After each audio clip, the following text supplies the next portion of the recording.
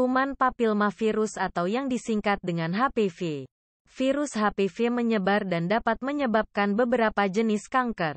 HPV bertanggung jawab penyebab paling banyak kasus kanker serviks di seluruh dunia. Menurut data WHO bahwa pada tahun 2020 diperkirakan 604.000 wanita terdiagnosa menderita kanker serviks di seluruh dunia dan sekitar 342.000 wanita meninggal akibat kanker serviks. Di Indonesia, kanker serviks masih menjadi penyakit kanker dengan jumlah penderita terbesar kedua setelah kanker payudara, serta menjadi salah satu jenis kanker mematikan yang paling banyak menyerang wanita di Indonesia. Setidaknya terdapat 36.633 kasus baru dan 21.003 kematian akibat kanker serviks pada 2020. Angka ini menunjukkan bahwa terdapat 50 kasus tiap harinya, atau lebih dari 2 wanita meninggal setiap jamnya. Sekitar 95% kasus kanker serviks pada wanita disebabkan human papillomavirus.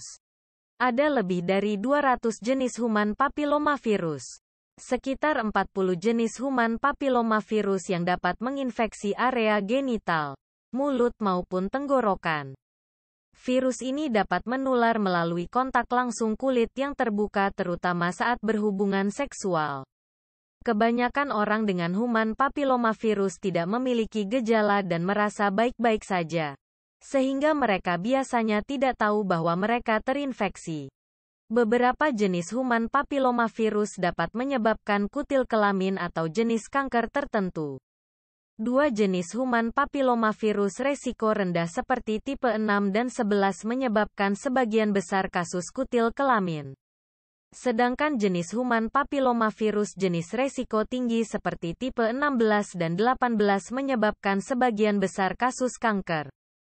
Kebanyakan kasus kanker serviks paling sering dikaitkan dengan human papillomavirus, tetapi human papillomavirus juga dapat menyebabkan kanker pada vulva, vagina, penis, anus, mulut, dan tenggorokan termasuk pada laki-laki. Berikut ini populasi dengan resiko tinggi tertular human papillomavirus. Orang yang sering berganti pasangan seksual, memiliki daya tahan tubuh yang lemah, memiliki luka terbuka di kulit, menderita penyakit menular seksual, dan berhubungan seksual secara anal. Untuk mengatasi penularan human papillomavirus atas rekomendasi WHO dapat dikendalikan dengan memutus penyebaran dengan menggunakan pengaman seperti kondom. Adapun tindakan lain yang juga dianjurkan untuk mencegah human papillomavirus dengan melakukan pap smear untuk yang sudah aktif secara seksual dan melakukan vaksinasi HPV lengkap. Pemeriksaan pap smear dilakukan dengan mengambil sampel sel serviks untuk melihat adanya perubahan sel-sel yang dapat menandakan infeksi human papillomavirus atau kanker serviks. Pemeriksaan ini hanya boleh dilakukan pada wanita yang sudah aktif secara seksual. Pemeriksaan HPV dapat membantu mendeteksi adanya infeksi human papillomavirus sejak dini, sehingga dapat diambil tindakan pencegahan atau pengobatan yang lebih efektif. Vaksin HPV dikembangkan untuk mencegah infeksi human papillomavirus yang dapat menyebabkan beberapa penyakit kanker. Vaksin HPV bekerja dengan merangsang sistem kekebalan tubuh untuk membuat antibodi yang melindungi tubuh dari infeksi HPV. Vaksin ini bisa diberikan kepada anak-anak yang memasuki masa remaja baik perempuan maupun laki-laki serta kepada orang dewasa yang belum pernah atau belum lengkap mendapatkan vaksin HPV. Vaksin HPV dianjurkan untuk diberikan pada wanita dan laki-laki yang berusia antara 9 hingga 26 tahun. Vaksinasi HPV paling efektif dan aman efeknya jika diberikan sebanyak 2 dosis pada anak-anak usia 9-14 tahun dan 3 dosis untuk usia di atas 15 tahun. Umumnya tidak direkomendasikan atau ditunda pemberiannya kepada orang dengan kondisi khusus yaitu perempuan yang sedang hamil, memiliki gangguan imun, alergi parah terhadap komposisi vaksin. Dengan mendapatkan vaksin HPV menurunkan dampak dari infeksi human papillomavirus. Jangan takut. Vaksin HPV sudah terjamin keamanannya. Berikut ini adalah fakta tentang vaksin yang perlu kamu ketahui. Vaksin ini tidak menyebabkan kemandulan.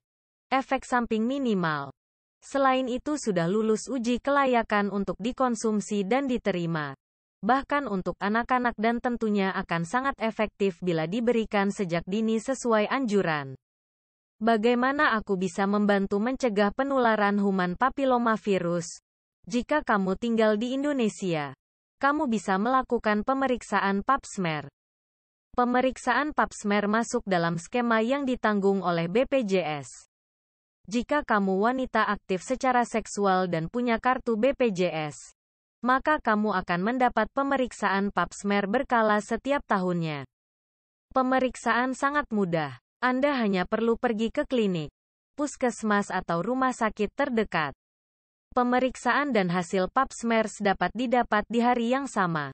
Ingat, hanya untuk wanita yang sudah aktif secara seksual yang diizinkan melakukan tes ini. Kementerian Kesehatan memasukkan vaksin HPV ke dalam program imunisasi dasar lengkap. Vaksin HPV ini diberikan hanya untuk anak perempuan sekolah kelas 5 dan 6 atau usia 10 sampai usia 12 tahun. Seluruh program vaksinasi HPV diberikan secara gratis dan dilaksanakan di setiap sekolah dasar. Anak-anak dan remaja perempuan akan diberitahu kapan vaksin HPV perlu dilakukan. Pemberitahuan ini akan disampaikan melalui sekolah atau melalui petugas kesehatan setempat. Orang tua yang anak perempuannya sudah menjalani vaksinasi HPV dosis pertama, tapi melewatkan dosis kedua harus segera memberitahukan hal ini kepada petugas. Perlu diingat sebelum vaksin HPV pertama atau vaksin lanjutan selalu konsultasi ke dokter terlebih dahulu.